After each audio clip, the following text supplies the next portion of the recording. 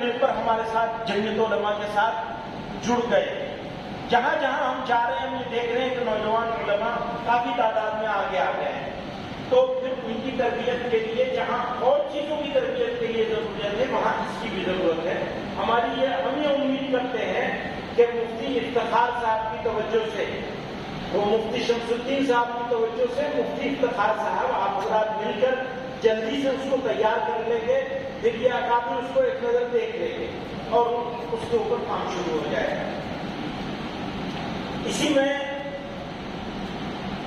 एक और अहम बात है, वो ये कि जो नौजवान उलमा फारिग हो रहे हैं मदारिस से, उनमें उनकी तरफ से उनके बारे में एक शिकायत ये आ रही है कि फारिग होने के साथ और फारिग होने के फौरन बाद बड़ी तादाद ऐसे लोगों की है जिनको रहनुमाई नहीं